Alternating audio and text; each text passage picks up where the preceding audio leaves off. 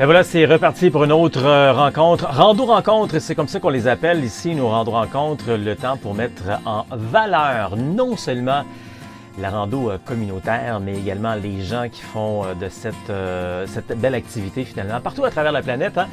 On a des gens d'un peu partout qui vont nous parler de leur expérience. C'est bien ce qu'on aime et c'est ce qu'on va avoir encore une fois aujourd'hui avec notre rando-rencontre. Bienvenue, je suis Pascal Auger, journaliste, conférencier, formateur et secouriste certifié pour Québec-Compostelle qui est informé, inspiré, préparé pour marcher au Québec ou encore Compostelle. Et instigateur, coordonnateur du Chemin du Québec, 1200 km de rando communautaire entre Montréal et le bout du monde. Le bout du monde étant le phare de Cap-Gaspé, dans le parc Forillon. Donc 1200 km de bonheur sur l'unique chemin de rando communautaire en Amérique. Et moi, j'aime ça aider les gens qui sont en réflexion et qui sentent le besoin de prendre une pause de leur quotidien pour mettre plus de sens, plus de liberté, plus de bonheur dans notre vie. Puis prendre une pause, il y a plein de bonnes raisons. C'est toujours d'ailleurs une bonne raison, hein. Peu importe ce que l'on vit dans notre vie, des fois c'est pour des raisons fantastiques. Des fois c'est parce qu'on arrive à la retraite, donc on fait la transition. Des fois c'est parce qu'on vient de terminer notre bac, les études avant de rentrer sur le marché du travail. Des fois c'est qu'on est dans le milieu de notre vie, de notre carrière, puis on change de travail. Encore peut-être qu'on vient on vient de retrouver la santé après des années, des mois difficiles. Il y a plein de bonnes raisons de prendre une pause pour se faire du bien et puis de se mettre dans le bonheur finalement. Puis c'est la même chose aussi des fois, il arrive, hein, vous le savez tous, il nous arrive à un moment donné dans notre vie des moments où on a plus besoin de démêler des choses, hein, prendre un recul et puis prendre du temps pour relaxer, se ressourcer, puis réfléchir à prendre des décisions, dans quelle direction je veux m'en aller, etc. Alors, la rando communautaire, c'est vraiment ça, la marche au départ, c'est ça que ça permet de faire.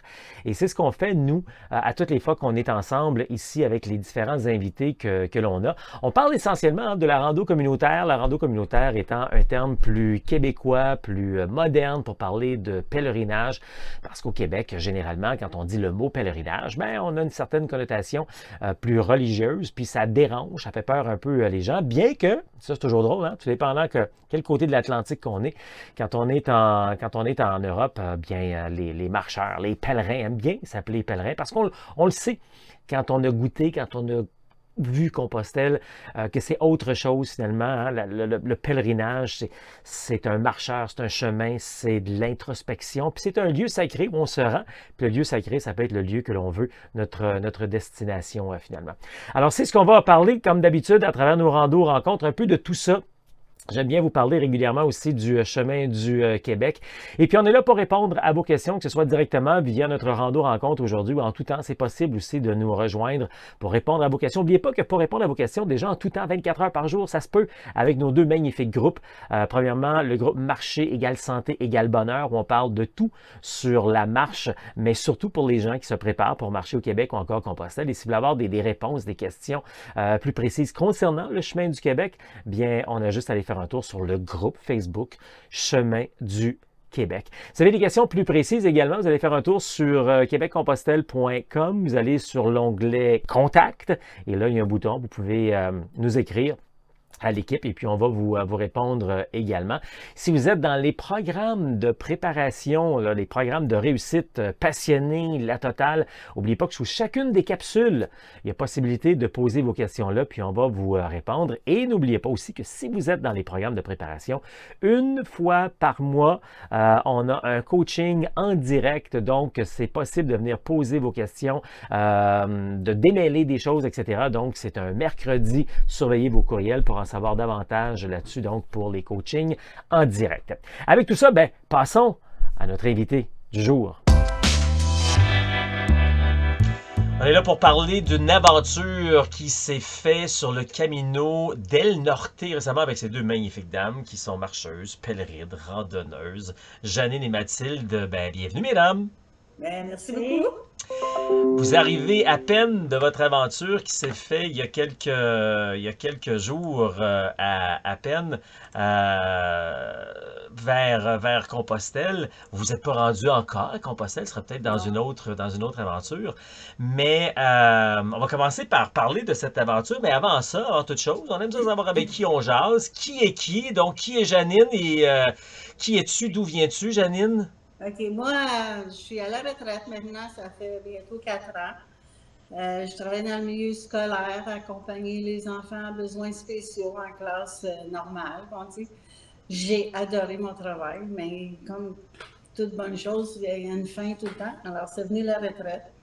Puis maintenant, ben, je veux faire toutes les choses que j'ai envie de faire. Fait que le chemin Compostelle fait partie de ça. On va faire partie encore, là, je suis sûre que c'est pas fini.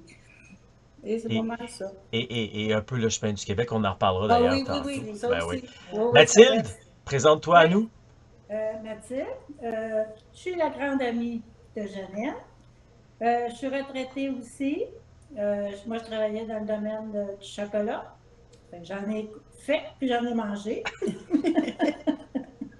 C'est ça. Le compostel comme tel, en Espagne, c'était pas mon idée. Moi, je n'ai jamais eu l'idée de faire ça. Janine en a beaucoup parlé, puis à un moment donné, j'ai dit, ah, je pense que ça me tente. Fait que j'ai embarqué dans l'aventure. C'était vraiment une aventure. Mais c'est ça, je regrette pas. On a eu des bons moments, puis OK. on continue à marcher. Janine, toi, tu avais déjà de l'expérience avant parce que tu as fait Compostelle il y a quelques années ou peut-être l'an passé. En tout cas, il En y a un petit. 2014. En 2014, quand même. OK, Oui, oui, ça fait déjà un petit bout de temps de oui. ça. Mais au départ, là, en 2014, ça venait d'où cette idée? Là, on sait d'où ça s'est arrivé pour Mathilde. Mhm. Tu as cassé un bras.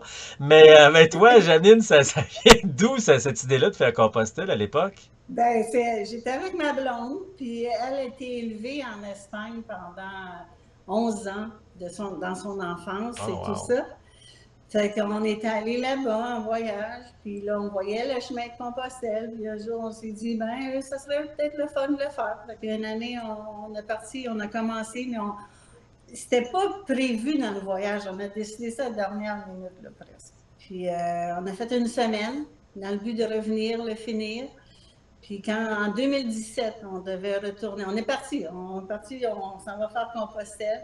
Puis là, j'ai eu une grosse attaque de sciatique qui était terrible, fait que j'ai pas pu le faire. Puis après ça, en 2022, ben, ma blonde est décédée. Mathilde était présente avec nous et tout ça. Puis moi, je parlais de Compostelle. Puis je disais à Dorothée, je vais aller le finir. À ma blonde, je vais continuer à faire Compostelle. Puis elle disait oui, oui. Tu sais, elle était tellement contente de ça. Puis Mathilde a dit, mais moi, j'aimerais ça. Aller avec toi dans ça. Fait que, OK, c'est beau. Fait, C'est comme ça. fait que dans le fond, là, quand vous avez fait Compostelle, il y a quelques semaines là, de ça, vous étiez pas deux, vous étiez trois, hein? Oui, Ouais, Ouais, oui. hein? ouais, C'est certain, ouais. parce Ouais. que j'ai refait, comme j'ai expliqué à un moment donné, j'ai refait le bout que j'avais fait avec Dorothée. Ça a duré une semaine de temps, fait que c'était comme un pèlerinage. Ouais. Puis ça faisait aussi un an, le 21 septembre, qu'elle était décédée. Fait que c'était un peu comme, j'aime pas bien dire boucler la boucle, là, mais en même temps, le un an, il y a quelque chose qui se passe avec ça, qu'il y a plus de paix qui s'installe. Mhm. Fait que j'ai beaucoup de symbolique, d'images hein, dans ma tête. Puis Mhm. rendu au 21 septembre, qui était cette date-là, je suis tombée sur une plage aussi qui avait un genre de structure en métal qui faisait comme une porte. Puis là, j'ai dit à Mathilde, prends-moi une photo parce que je pense que je prends une nouvelle porte maintenant. Fait que c'était très symbolique. Là. Cette journée-là, j'ai laissé aller des cendres. Puis c'était un beau moment de paix. OK. Mathilde, comment tu t'es fait influencer positivement dans toute cette histoire-là? Parce que pour toi, Euh, c'est nouveau. Bon, on en parlera tantôt. Tu as quand même fait un peu de marche avec moi pour te Ouais, préparer. ouais, Mais tout à là, fait. partir avec Janine comme ça, comment tu t'es fait influencer positivement d'embarquer dans cette aventure-là, Oui. dans ce projet-là? Ben, qu'est-ce qui arrive? Dorothée et Janine en parlaient beaucoup. À un moment donné, ils m'ont montré des vidéos, ils m'ont montré des émissions qui avaient ça. Puis à un moment donné, ben, Dorothée, elle me disait, tu devrais le faire, tu devrais le faire. Puis oui, je me suis laissée embarquer. Ils m'ont tout montré juste le plus beau, là. Hein? Ils m'ont pas dit les difficultés qu'il y avait en route, là. C'est arrivé quelques fois pendant le chemin. Mathilde disait, oh mon ami, je t'aime bien, mais tu me fais suer. Parce qu'il faisait Il faisait tellement chaud chaud. en plus, là. Oui. Ouais. Mais dis-moi, Mathilde, là, la première fois que les filles t'ont parlé de ça, là, puis là, ils te disaient, ben, c'est une aventure où on marche 15, 20, 25 kilomètres au départ, t'as dit, voyons, vous êtes folle, là, c'est quoi, là? Ben, au départ, non, ils disaient pas 15, 20, 25. Parce que Janine, elle disait tout le temps, on va se respecter, puis on OK. va prendre le temps de le faire. OK. Puis prendre le temps, les paysages, là, ben, prendre le temps de s'arrêter puis de les regarder, t'es là. Peut-être que tu ne reviendras pas. Fait qu'on l'a fait, tu sais, dans ce respect-là. C'était pas, on n'est pas parti, puis on n'avait pas l'idée de partir à dire, il faut faire un 20, 25, 30. Puis pas l'idée de dire, on part d'un village, il faut aller absolument à tel village. Là. Tu sais, on a suivi comme ça a OK. donné, là. OK. Compostelle, quand on dit ça, souvent les gens pensent que c'est un chemin. Parce que souvent on dit je vais aller faire Compostelle, le chemin de Compostelle, j'aimerais faire le chemin. C'est plusieurs chemins, même des centaines, sinon des milliers de chemins parce qu'on peut partir de chez soi en Europe. Bon, mais il y a des chemins qui se démarquent plus. Parmi les chemins les plus populaires, il y a la Voie du Puy, il y a le Camino portugais, il y a aussi le Camino français qui est le chemin le plus fréquenté. Tout. Vous autres, vous en avez pris un qui est, oui, on en parlera tantôt, est assez fréquenté aussi, mais quand même moins connu en général. Là, il était peut-être plus fréquenté parce qu'il y avait moins d'hébergements, mais toujours est-il, vous avez pris le Camino del Norte. Ouais. C'est où ça pour expliquer aux gens un petit peu, là, c'est où, puis ça ressemble à quoi comme chemin, le Camino del Norte? Ben, c'est sur la côte de l'Atlantique de l'Espagne. Puis il y a des gens qui partent de différents points. Il y en a qui partent en France, de Saint-Jean-Pied-de-Port.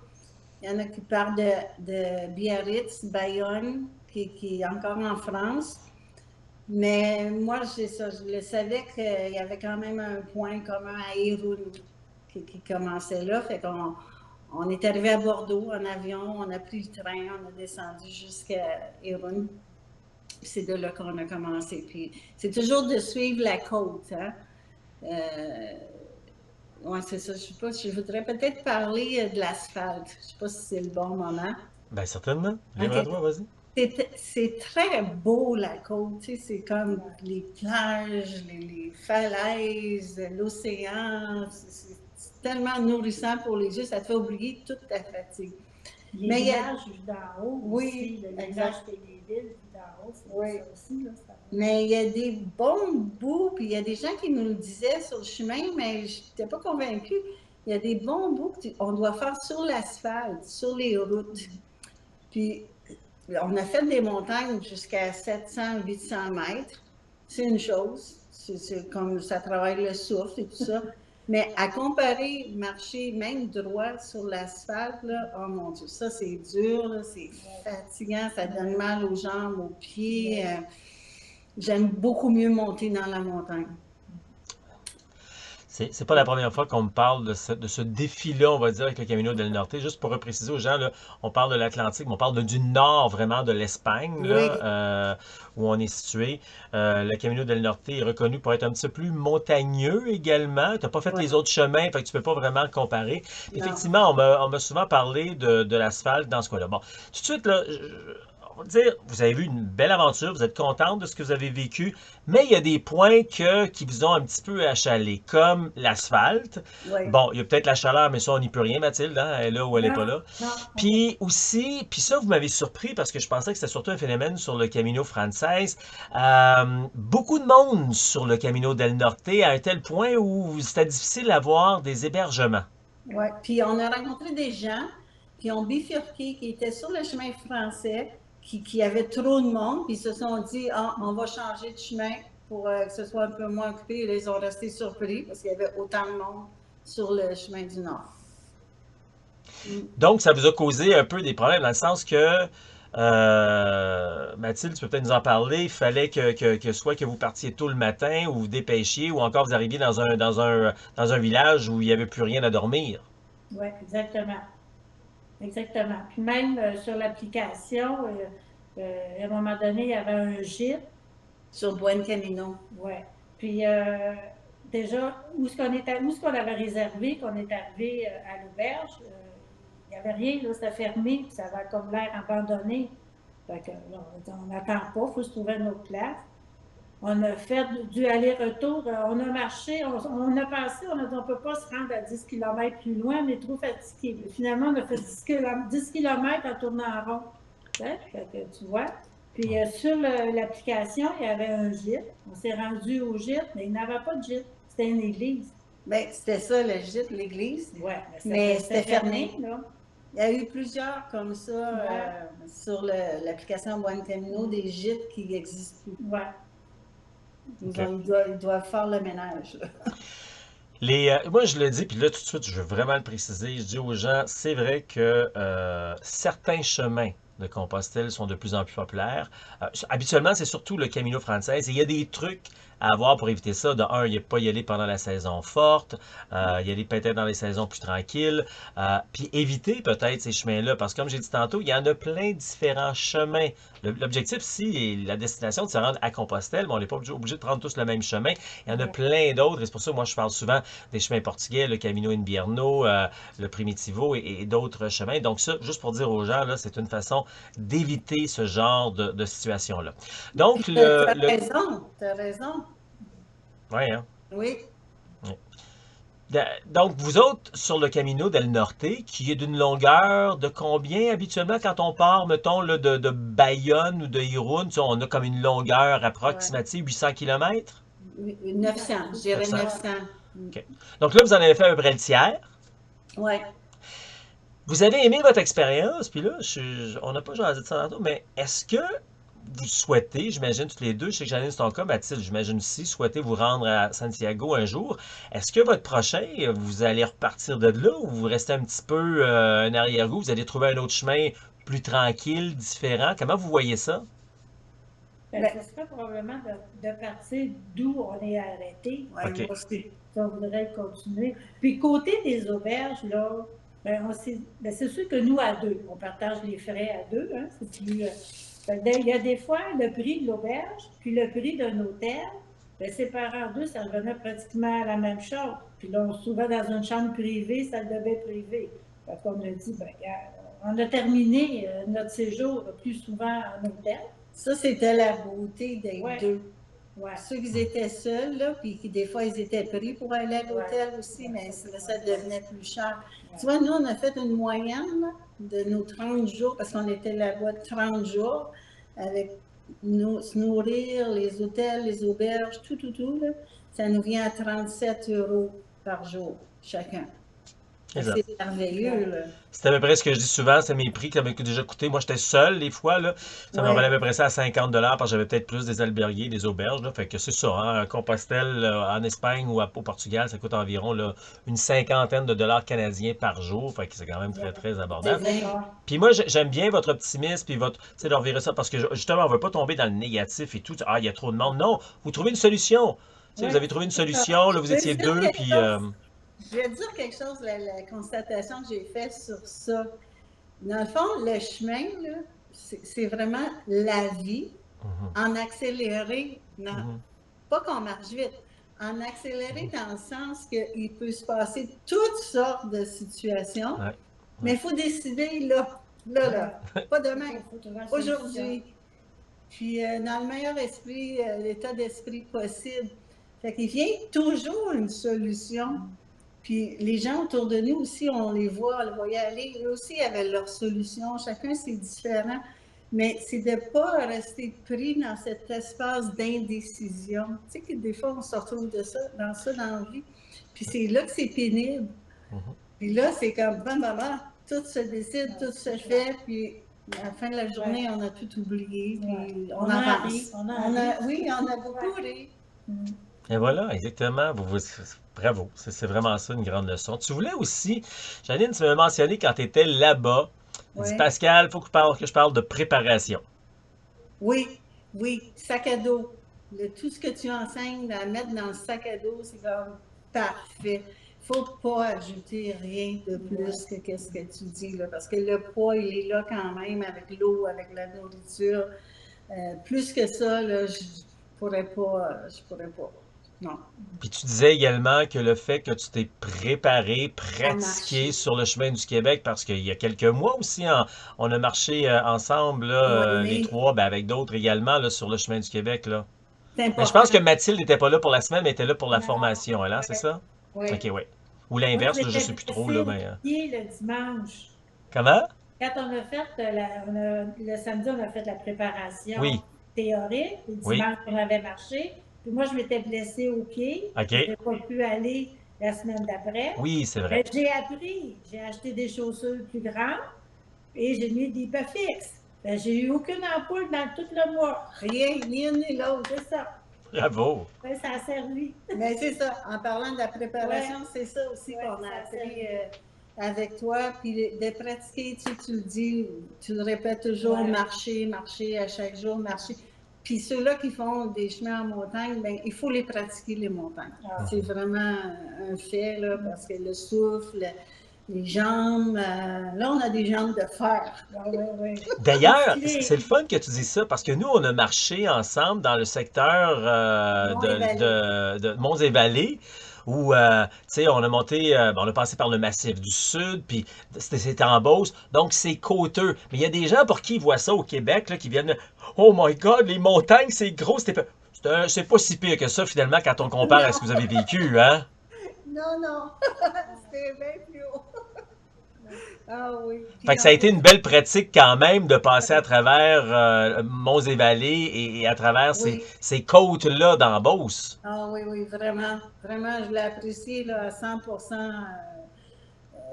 moi, je dirais à tout le monde, là, allez-y, marcher avec Pascal, n'importe où, mais il va tous les trucs, tout. Tu sais, ça a tout resté dans nos têtes. On a toujours fait attention à ça, puis c'était du temps gagné. Chacune, à tour de rôle, qu'est-ce que vous retenez de cette expérience? Mathilde? La persévérance puis la patience. Je l'ai travaillé, c'est payant. Mais c'est une belle expérience. C'est une belle expérience. Oui, c'est des efforts, c'est pas toujours facile, mais c'est des beaux paysages. Tu sais, au bout de la ligne, tu as la récompense. Là, quand tu es rendu en haut là, de la montagne, tu regardes ça, tu oublies qu'est-ce que tu as eu en arrière. C'est vrai, c'est merveilleux. Moi, c'est la même chose que ce que Mathilde dit, mais aussi de pouvoir se détacher complètement de notre quotidien ici, chez soi, puis passer à autre chose complètement, puis s'ouvrir aux gens, puis s'ouvrir à l'expérience, à la fatigue, la reconnaître, nos petits bobos, puis à la fin de la journée, aussitôt qu'on est assise confortablement, toute lavée, c'est comme tout est beau, tout est parfait. Puis c'est là qu'on voit qu'on n'a vraiment pas besoin de grand-chose. Ouais. J'ai perdu des pantalons en chemin que j'ai oublié une place. Quoi, tu te promenais-tu en bobette? C'est quoi cette histoire-là, là? Les bobettes qui ont passé dans un Ouais, spinner, qui ont passé par-dessus, ils sont allés au fond, ça a déchiré mes bas, mes bobettes. Bon, ça commence à être un peu trop personnel, là, cette histoire-là. Là. Hey, mesdames, en terminant, y a-t-il quelque chose que je vous ai pas demandé que vous auriez aimé mentionner, que j'ai oublié? Ah oui, il y a un petit truc là, ça ici. Oui, Ça c'est s'appelle- vrai, c'est vrai. Ah oui, parle-nous de ça. Ça s'appelle Pee-Pad. Fait que pad pipi, là, je dirais en français. J'avais vu sur le site de Facebook de Camino del Norte une femme qui parlait de ça parce qu'elle disait que sur le chemin, c'était plein de papier de toilette qui traînait ici. Là. Puis ça, dans le fond, ben, c'est ça. Tu t'essuies, puis à la fin de la journée, tu le laves, ça sèche tout seul. Là. Puis c'est vrai, je l'ai vu, on l'a vu, le papier de toilette, c'est vrai qu'il y en a beaucoup. Hein. Fait que ça sauve au moins ça. C'est sûr qu'on peut en avoir besoin pour autre chose, mais ça n'arrive pas aussi souvent. T'sais? Non. Fait que c'est vraiment pas cher. Puis t'attaches ça après ton sac, là, il sèche à mesure. Ah, ben intéressant, tout est bon, tout est bon. Mais dis quoi? Tu parles souvent du moment présent. Puis c'est ça qu'on a vraiment réussi à faire. Fait que mais au travers la difficulté des fois de la montagne, l'effort et tout ça, bien, on a ri. On a tellement ri, là, tu sais. Ah oui, je vais raconter une petite expérience. À un moment donné, on était fatigués, on était en fin de journée, puis j'ai dit, oh, on va s'arrêter prendre une collation, on va manger une orange, là, ça va nous redonner un peu de pep. Fait qu'on sort nos petits coussins pour s'asseoir, puis ça glissait, puis notre sac était lourd en fin de journée, puis on se replace, on s'assoit ailleurs, puis on se replace. On mange notre orange, puis là, plus capable de me relever, plus de force, là, tu sais. Je voulais pas l'enlever, mon sac à dos. J'essayais avec mes bâtons de me relever, puis ça voulait pas. Puis il y a un monsieur qui s'en venait, puis je tends la main, puis je dis « peux m'aider à me relever? » Puis il me regarde. Puis il continue son chemin. Il n'a jamais voulu m'aider. Fait que là, ben, je suis juste partie à rire. C'était trop drôle. Puis il y avait d'autres hommes qui s'en venaient plus loin.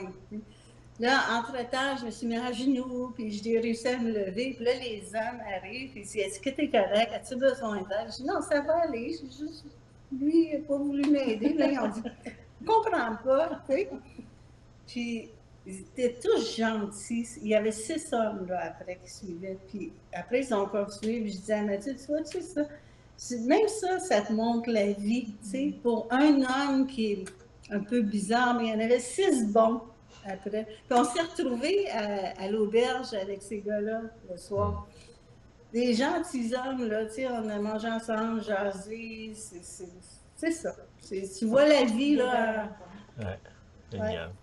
Ben écoutez, mesdames, bravo pour votre aventure, puis je vous en souhaite plein d'autres avec moi ou à Compostelle par vous-même. Oui, puis ben merci Mathilde et Janine de votre présence. Merci à toi. Encore une fois, j'espère que ces dernières minutes vous ont été très enrichissantes pour apprendre plein de choses sur la randonnée, la marche, le pèlerinage un peu partout à travers le monde. Merci à nos précieux invités qui viennent nous donner du temps pour nous parler de cette belle passion, de cette belle découverte qui souvent a transformé, changé, peut-être même sauvé leur vie dans certains cas. Alors, merci à ces invités. Si ça vous tente de faire des activités avec nous à Québec-Compostelle, vous allez faire un tour voir le calendrier de toutes les activités qu'on fait. Tout est affiché là, 12 mois d'avance d'ailleurs. Alors, vous allez faire un tour sur québeccompostelle.com, vous cliquez sur « Autres », menu déroulant, et vous allez voir le calendrier. Dans le calendrier, tout ce qui est écrit en blanc, écrit en rouge, d'ailleurs, c'est gratuit. 60 à 75% du calendrier est gratuit, que ce soit des Facebook Live, des podcasts, des entrevues conférences qu'on offre. Également, souvent, c'est des listes de matériel, des listes de chemins, etc. Donc, et après ça, il y a plein d'autres activités aussi, comme nos randos séjours, nos week-ends préparation rando, des randos d'un jour qu'on appelle des randos initiation retrouvailles, etc. Donc, je vous invite à aller faire un tour, voir le tout sur québeccompostelle.com. Vous descendez donc dans le menu Autres et c'est là qu'on va retrouver les détails concernant le calendrier. C'est également là qu'on peut retrouver aussi les indispensables de la rando. Fini la perte de temps, se retrouver devant des murs dans un magasin et pas savoir quoi choisir et souvent rentrer dans un magasin qui a trop de choix et pas assez de conseils finalement, parce que quand on rentre dans un magasin, souvent, quand on parle rando, on nous équipe pour aller faire de la rando autonomie avec un gros sac, avec toutes sortes de matériel qu'on n'a pas besoin. Donc, les indispensables de la rando, vous allez recevoir la liste complète, ou je dirais petite liste même de ce qu'on a besoin en rando communautaire. Et puis, vous allez pouvoir aussi magasiner sur place. Il y a seulement 2 choses qu'on ne magasine pas en ligne, c'est-à-dire un sac à dos puis des souliers. Tout le reste est disponible sur les indispensables de la rando au meilleur rapport qualité-prix. Parce que dans le fond, ce qu'on veut faire ici à Québec-Compostelle, c'est rendre la rando 3A. Accessible, agréable et abordable. On ne veut pas faire de dépenses inutiles justement pour faire vos activités. Alors ça, c'est très important quand on vous l'offre avec les indispensables de la rando. C'est vraiment l'endroit pour faire le plein et en profiter pleinement. Si jamais ça vous intéresse également, j'ai l'appel de la liberté. C'est un 30 minutes que je vous offre totalement gratuitement. C'est-à-dire que vous pouvez vous inscrire. Vous aurez un questionnaire avant et puis après ça, dirigé vers mon vers mon horaire personnel et puis on prend rendez-vous, on va se parler. Je vais vous parler des 3 grandes étapes, des 3 piliers de la rando communautaire au Québec, pour le chemin du Québec ou même pour Compostelle. Et puis je vais vous donner des trucs. Si vous voulez les appliquer par vous-même par la suite, ben, allez-y. Si ça vous tente qu'on fasse un bout de chemin ensemble par la suite, ben, ça me fera un grand plaisir parce que c'est ce que j'aime faire finalement, aider les gens qui veulent réaliser ce rêve-là et qui manquent de confiance, manquent d'assurance, puis qui partent de zéro. Hein? Quand on est débutant, on part de zéro, on ne sait pas vers où partir finalement, c'est ce que j'aime bien faire. Donc, pour avoir plus de motivation et la bonne préparation pour bien vivre son aventure au Québec ou encore Compostelle de manière humaine, réussie, sécuritaire et sans blessure. Tu mérites une pause. Alors réalise ton rêve de marcher au Québec ou encore Compostelle. Ça marche.